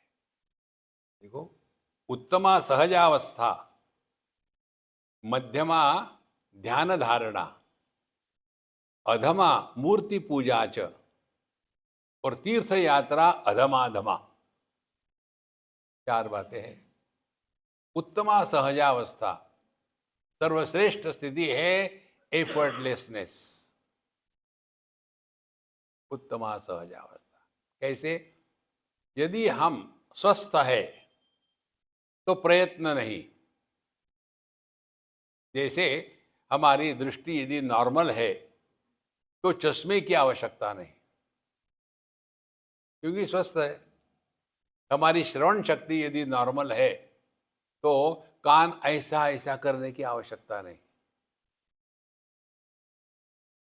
तो सहजावस्था, हम यदि अपने स्वरूप में निष्ठावान है तो कुछ भी सिद्ध करने की आवश्यकता नहीं। होलियर देन दो, कोई जरूरत नहीं। Just be yourself. उत्तमा सहजावस्था। और जो सहजावस्था में रहते हैं उनके जीवन में थकावट नहीं आती। देखो महाराज, थकावट आती है झूठ झूठ रहने में। उत्तमा सहजावस्था वो कैसी होगी? ना कुछ पाना ना कुछ खोना, nothing to do, nowhere to go, life is a time pass. देखो सुनो मत बोलो। लेकिन कुछ लोग कहेंगे ना, क्या फर्क पड़ता है, ये बड़ा डिफिकल्ट नहीं, कोई दिक्कत नहीं, आराम से हो जाता है। बहुत ही सिंपल है महाराज। हमको कॉम्प्लिकेटेड चीज करने की आदत पड़ी है ना, इसलिए परेशान होते हैं। इसीलिए शुद्ध अद्वय ब्रह्म विमोधनाशा, अपने स्वरूप को पहचान लो, कोई भी समस्या नहीं। और इंद्रियों का काम करेंगे, उनको बंद करने की जरूरत नहीं है। देखो, तुलसीदास जी के ग्रंथ में आता है एक जगह में, इंद्रियों के द्वारा जगत का दर्शन पाप पुण्य निर्माण नहीं करता, बल्कि उस दर्शन के बाद यदि हम उस पर रिएक्शन करना शुरू करें तब वो पाप पुण्य निर्माण होता है। आंखों ने भगवान के विग्रह को देखा या किसी गंदगी को देखा तो आंखों को कुछ फर्क नहीं पड़ता। आंखें तो ज्ञान स्वरूप है ना। देखो, इसी प्रकार से जागृत स्वप्न आया गया, क्या फर्क पड़ा? हम जो कहते हो, ये पाप पुण्य धर्म अधर्म, ये एक हद तक ठीक है, हमको इसके ऊपर उठना है। अन्यत्र धर्मात्, अन्यत्र अधर्मात्, अन्यत्र अस्मात् कृता कृतात्, अन्यत्र भूताच्च भव्याच्च यत् तत्पश्यसि तद्वद। नचिकेत कहते हैं यमराज से, जो धर्म अधर्म के परे है, जो कार्य कारण के परे है, देखो, और जो भूत भविष्य के परे है, यह जो अनुभव आप कर रहे हो यमराज, वो अनुभव मुझे दो।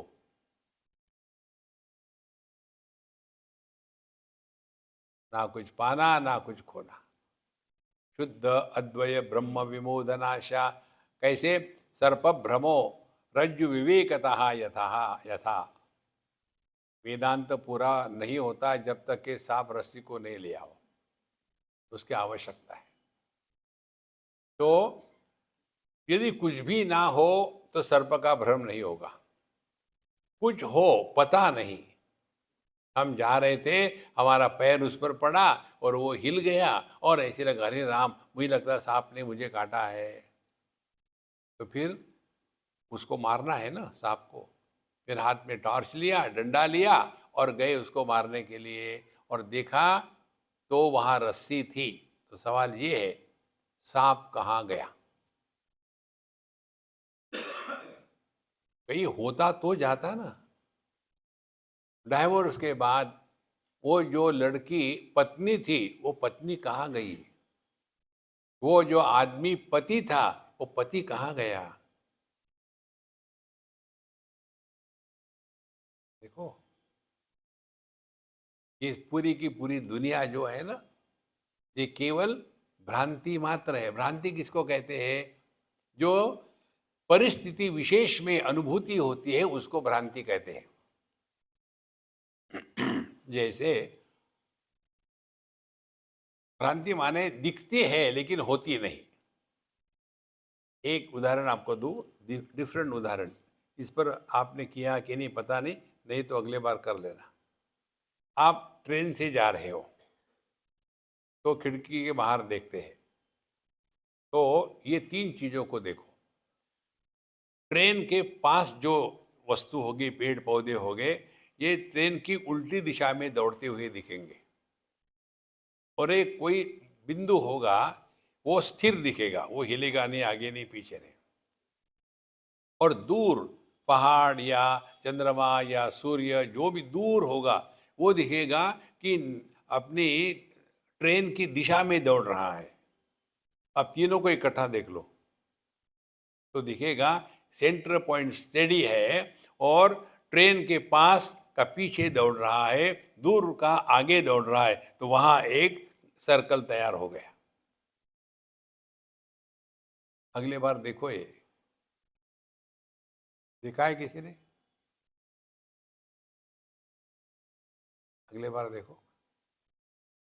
और उसको हम यदि सत्य मानने लग गए तो फिर उसके छुटकारा करना है तो क्या करना है? चलती गाड़ी से कूद पड़ो। फिर क्या रहेगा? ना प्रश्न, ना प्रश्न पूछने वाला। करना कुछ नहीं है, समझना है। क्या समझना है? ये गाड़ी की गति पृथ्वी पर अध्यारोपित होकर के जो पृथ्वी स्थिर है, वो गतिमान दिख रही है। या तो कार में बैठ के हम जब जाते हैं और ये रोड पर जो सफेद पट्टे होते हैं उसकी तरफ देखो तो दिखते हैं उल्टी दिशा में दौड़ रहे। कितना भी आप सीखे पढ़े लिखे हो, जब तक कार के गति के साथ आप बैठे हो तब तक के दिखेगा कि रोड दौड़ रहा है उल्टी दिशा में, कार स्थिर है। अब इसको समझने के लिए क्या जरूरी है चलती गाड़ी से कूद पड़ो? नहीं, करना कुछ नहीं है। इस सब का तात्पर्य क्या है? तात्पर्य ये है, गति से जो निर्माण होता है वो संसार है। इसीलिए संसार शब्द की परिभाषा आते हैं संसरति इति संसारः। गतिमान अनुभूतियों को संसार कहते हैं। और गतिमान अनुभूतियों के द्वारा प्रभावित न होने के अभ्यास को साधना कहते हैं। और गति में रहते हुए भी अपने स्थैर्य के साथ कोई कॉम्प्रोमाइज नहीं, उसको सिद्ध कहते हैं। तीन स्थितियां हो गई। सर्प भ्रमो रज्जु विवेकतो यथा। Recognition of the illusion as an illusion is the only way to get out of illusion. भ्रांति को ये भ्रांति है ऐसे समझना, इस समझदारी से ही हम भ्रांति के परे जा सकते हैं। और ये जो माया है, ये क्या करती है? क्या है? रजस्तम सत्वमिति प्रसिद्धा गुणस्तदीया प्रथितैः स्वकार्यैः। तो ये त्रिगुणात्मिका है, रजस सत्व तमस, और उसके 3 गुणों के द्वारा ये दुनिया का निर्माण करती है। और गुण माने बांधने वाली रस्सी, यही हमको बांधती है। अब ये इसके जो 3 गुण हैं उसका वर्णन बताते हैं। यह जो रजोगुण क्या है? विक्षेप शक्ति रजसः क्रियात्मिका, यतः प्रवृत्ति प्रसुता पुराणी, रागादयोस्य प्रभवन्ति नित्यं, दुःखादयो ये मनसो विकाराः।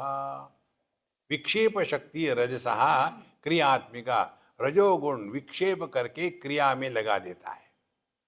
और यतः, जिससे प्रवृत्ति प्रसुता पुराणी, ये संपूर्ण विश्व जो है ये रजोगुण के प्रभाव में आकर के डायनामिक हो गया है।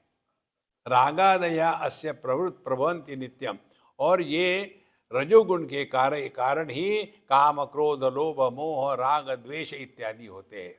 अर्जुन का प्रश्न देखो, तृतीय अध्याय में अर्जुन कहता है, केन प्रयुक्तोयम पापम चरति पुरुषः, किसके प्रभाव में आकर के व्यक्ति गलत कार्य में लग जाता है, जानते हुए भी कि ये गलत है, गलत कार्य में लग जाता है। किसके प्रभाव से? तो भगवान कहते हैं, कामेश क्रोधेश रजोगुण समुद्भवा, वो रजोगुण है। रजोगुण से प्रभावित होकर के व्यक्ति अपने कामनाओं का शिकार बन जाता है। और ऐसे जो होते हैं वर्कोहोलिक, शांत नहीं रह सकते, हमेशा कुछ कुछ कुछ एकदम वेरी शांत रहो, शांत रहो। जितने आप शरीर से शांत रहोगे ना, उतने मन से शांत होगे। आप जितने मन से शांत होगे, उतने शरीर से शांत होगे। इसीलिए इसका जप करें, रिलैक्स रिलैक्स रिलैक्स।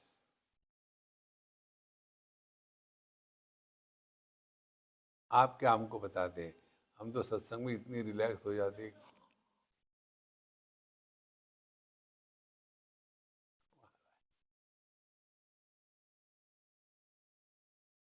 हमारा जन्म जन्म का अभ्यास है, विचार रहित स्थिति माने निद्रा नहीं। बिल्कुल आपको उसके लिए कोई एक आदर्श उदाहरण चाहिए तो दर्पण को करो।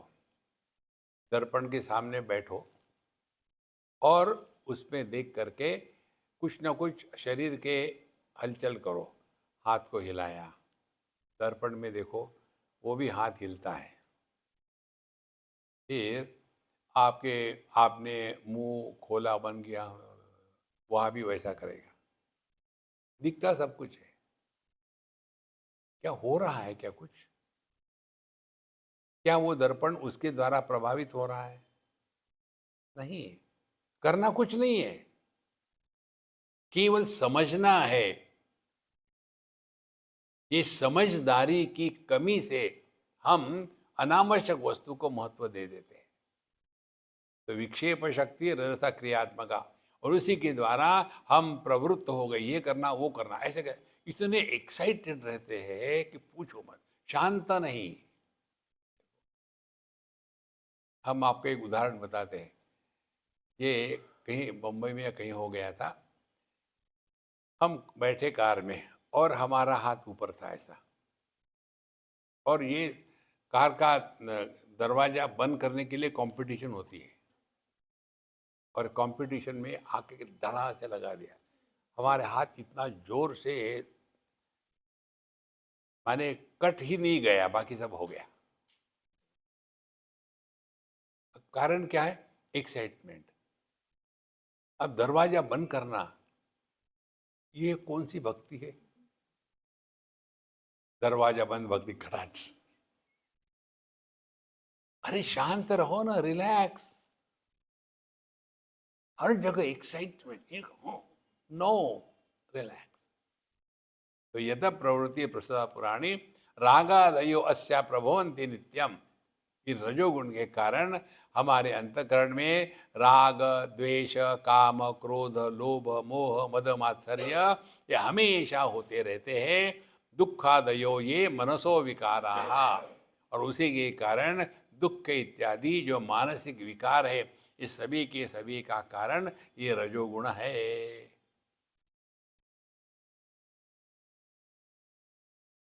हमको ये अभ्यास करना है, एक्साइट ना हो, शांत रहे। देखो धीरे धीरे ये रजोगुण शांत हो जाएगा। ऐसे जो रजोगुण से प्रभावित होते हैं ना, उनके लिए हमारे शास्त्र बताते हैं, देखो गोवर्धन की लेट करके 108 प्रदक्षिणा करने के बाद भगवान के दर्शन हो गए। तो घर के सब लोग पर खुश, चलो गया। करने से आपको कुछ नहीं मिलेगा, समझ लो। क्रिया निर्माण करती है, ज्ञान अपने तत्वों को लखाता है। और ये जो ज्यादा क्रिया करने वाले होते, ये करना है वो करना है, उनको कंट्रोल करने के लिए हमारा एक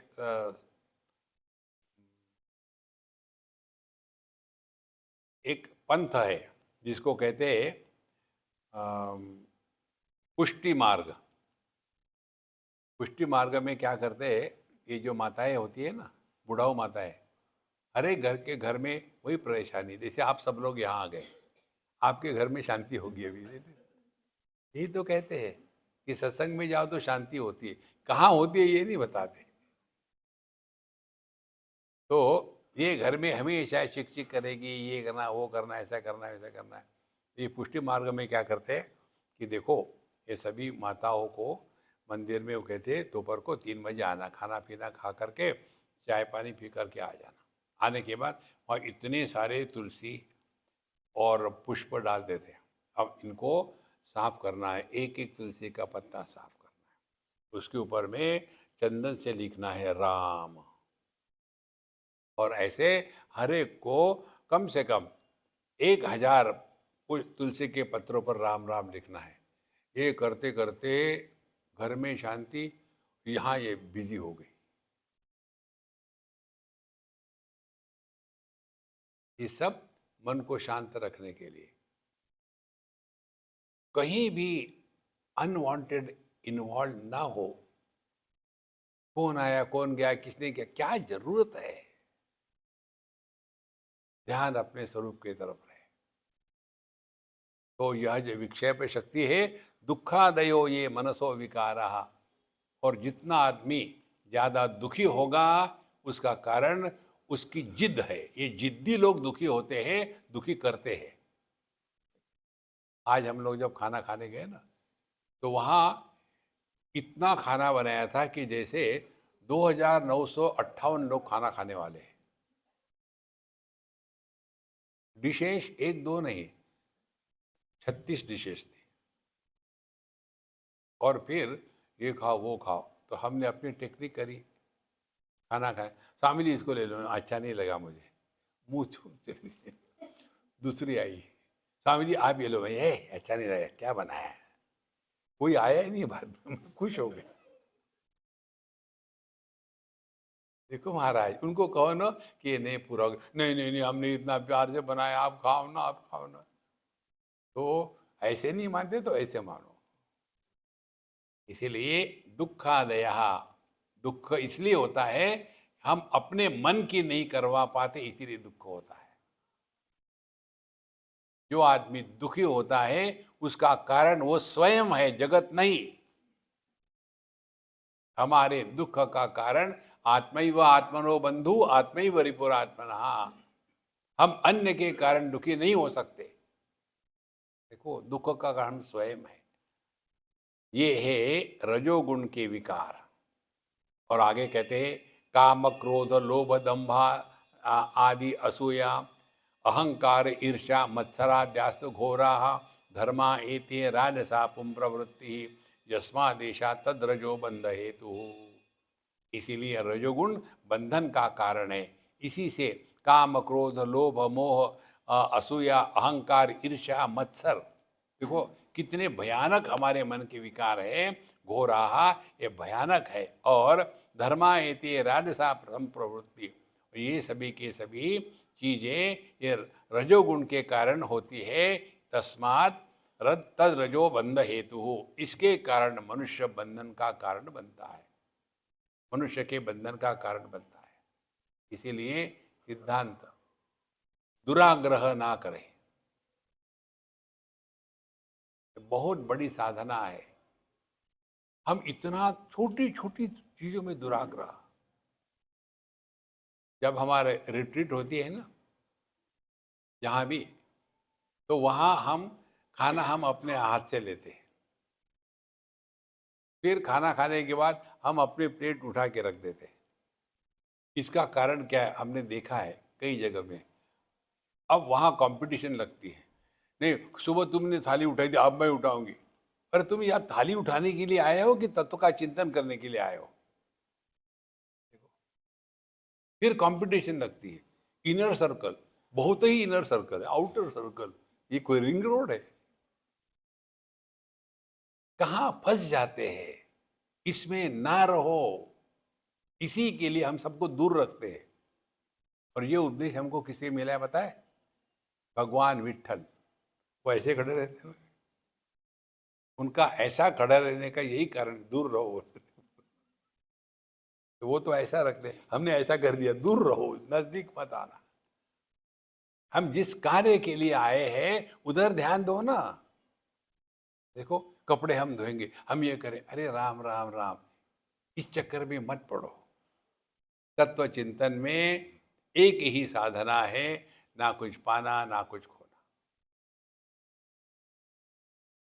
और यदि ये नहीं हो पाया तो काम क्रोध, फिर ये अपने में झगड़ा करने लग जाते हैं। फिर उसमें अहंकार, मात्सर्य, असूया, एते धर्मा राजसा प्रवृत्तम प्रवृत्ति तस्मात् बंध हेतु। उसके बाद अपना घनिष्ठ मित्र है, और वो है तमोगुण। एषा वृत्तिर्नाम तमोगुणस्य शक्तिरेया वस्तु अवभासते अन्यथा सैषा निदानं पुरुषस्य संस्कृतेः विक्षेप शक्तेः प्रसरस्य हेतु। एषा वृत्तिर्नाम तमोगुणस्य, तमोगुण का क्या है?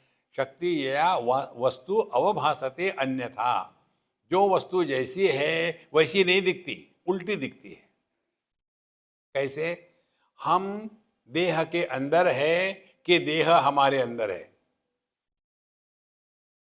देखो, ये आकाश इस हॉल के अंदर है कि हॉल आकाश में है?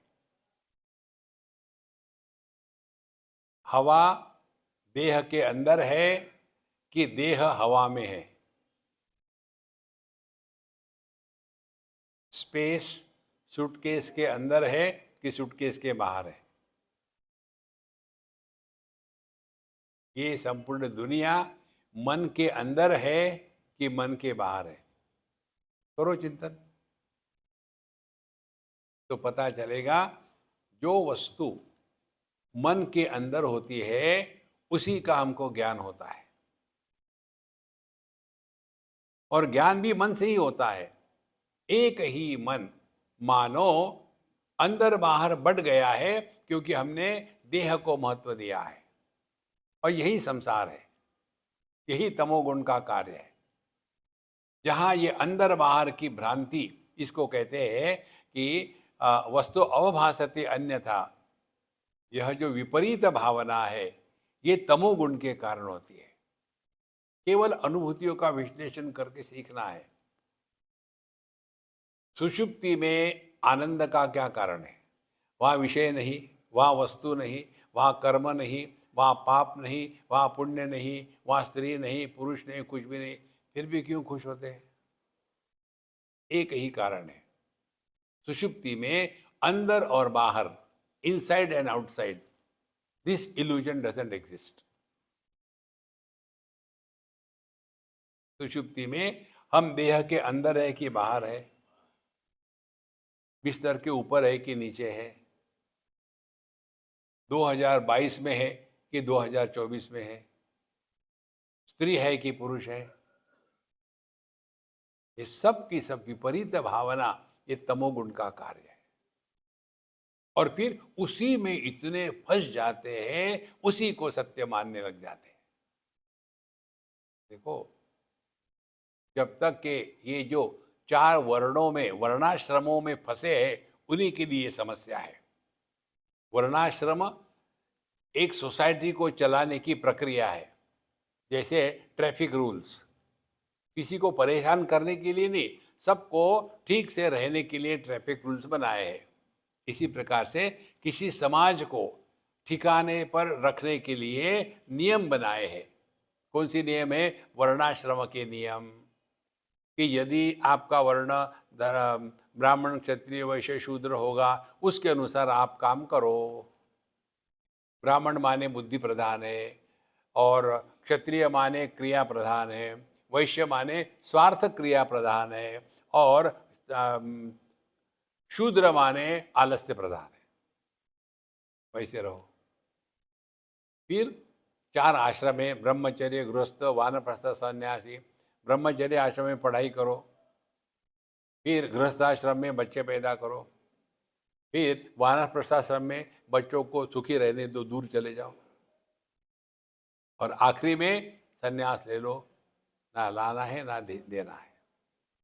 ये समाज को ठीक रखने के लिए होती है ये व्यवस्था। देखो,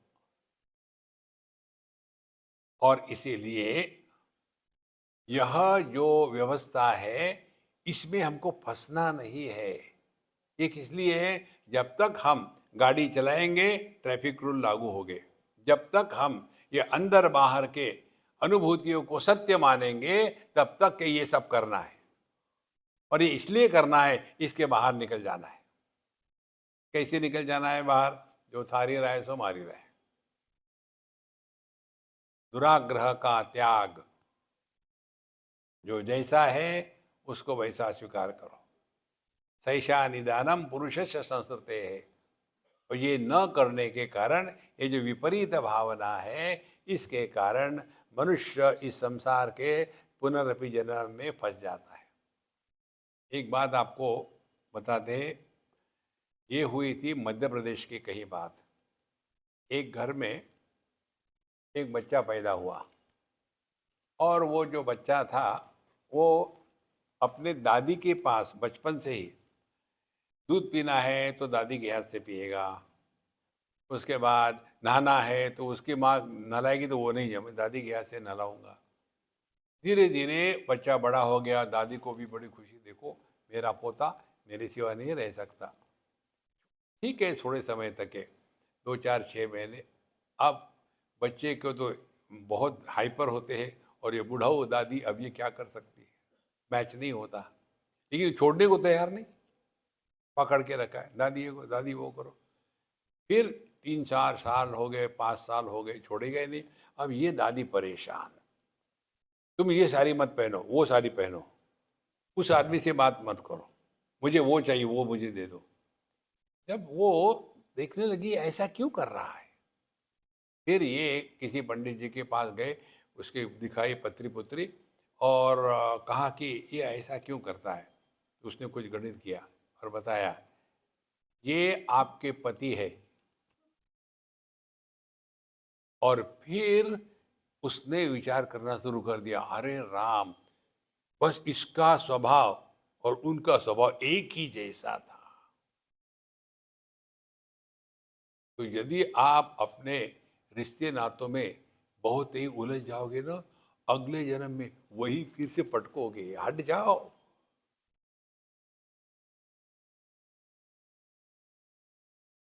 इसीलिए कहते हैं, सैषा निदानम पुरुषस्य संस्कृते है।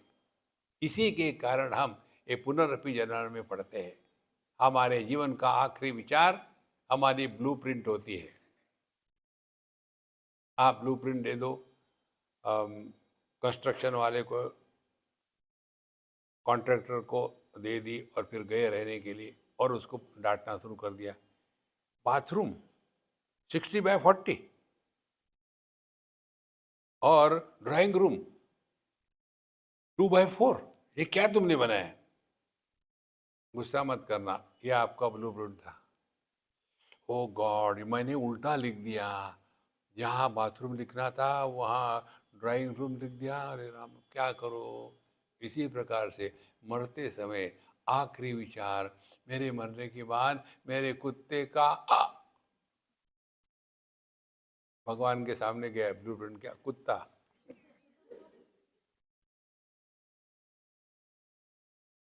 लेकिन बहुत ध्यान दान धर्म किया है, बड़े सदग्रस्त रहे, तो फिर उसके हिसाब से अच्छे अमीर घर में रहोगे। वहाँ आपके लिए अलग से मच्छरदानी होगी, बढ़िया बिस्तर होगा, खाने के लिए चांदी सोने के बर्तन होंगे, और देखभाल करने के लिए 3-4 नौकरी की ड्यूटी होगी, गर्म पानी से नहलाएंगे। ये कुत्ते को ये क्यों मिल रहा है? पिछले जन्म में दान धर्म किए थे, लेकिन है कुत्ता। हम ये इसलिए बता रहे हैं, फंसो मत दुनिया में कहीं।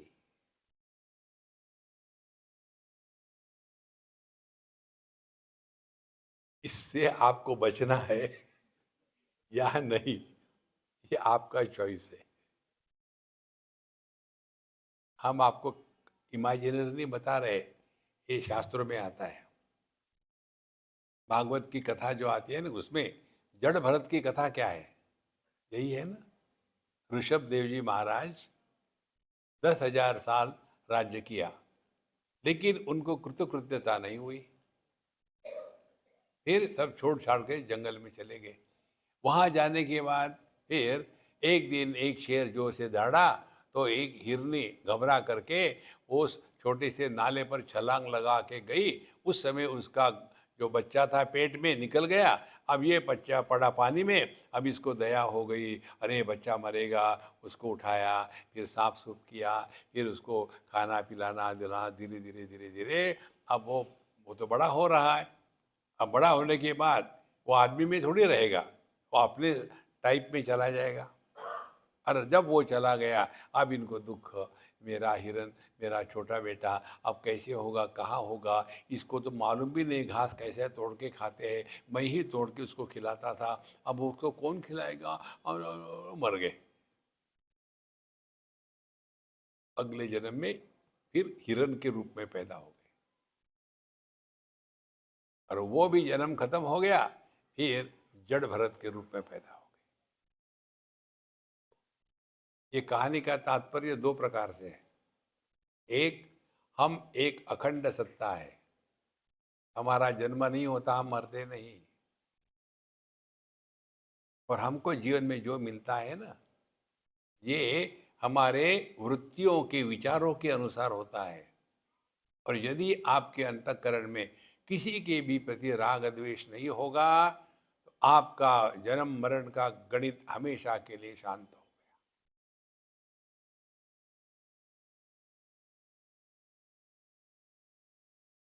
देखो, यदि डॉक्टर सोता है, तो नींद में वो डॉक्टर नहीं है, लेकिन जगने के बाद वही संस्कार लेकर ही बाहर आता है। ऐसे नहीं डॉक्टर सो गया था, उठने के बाद इंजीनियर बन गया, नहीं। इसी प्रकार से जैसे जैसे संस्कारों को लेकर के हम देह त्यागते हैं, उसी संस्कारों को लेकर के अगली कहानी शुरू होती है। और इसका मूल कारण हमारे ये तमोगुणी महाराज है। वृत्तिर ऐशा नाम तमोगुणस्य शक्त्या शक्तिर्यया वस्तु अवभासते अन्यथा सैषा निदानम पुरुषस्य संस्कृते है। इसी के कारण हमारा जन्म मरण का चक्कर चलता है, विक्षेप शक्ति है प्रसरस्य हेतु। और इस अज्ञान के कारण ही विक्षेप हो जाता है। विक्षेप रजोगुण का कार्य। धीरे धीरे ये 3 गुणों से हमको निकल जाना है। ये आखिरी श्लोक में कहते हैं, प्रज्ञावान अपि पंडितोपि चतुरोप्यत्यंत सूक्ष्मार्थ दृक् व्यालीणस्तमसा न वेत्ति बहुधा संबोधितोऽपि स्फुटं भ्रान्त्यारोपितमेव साधु कलयत्यालम्बने तद्गुणान् अन्तासौ प्रबला दुरत्य तमसः शक्तिर्महत्यावृतिः। कितना भी ज्ञानी हो, पंडित हो, लेकिन ये तमोगुण के प्रभाव में आकर के उसी को, जगत को सत्य मानते हैं, अपने को मैं अच्छा बुरा एक कल्पना के साम्राज्य में ही रहते हैं। इस तमोगुण से हटना माने गलत जो हमारी धारणा है अपने बारे में, जगत के बारे में, ईश्वर के बारे में और साधना के बारे में, ये चाल गलत धारणाओं से मुक्त होना, यह आध्यात्मिक साधना है। ओम पूर्णमदः पूर्णमिदं पूर्णात् पूर्णमुदच्यते पूर्णस्य पूर्णमादाय पूर्णमेवावशिष्यते। ओम शांति शांति शांति। हरि ओम। श्री गुरुभ्यो नमः। हरि ओम।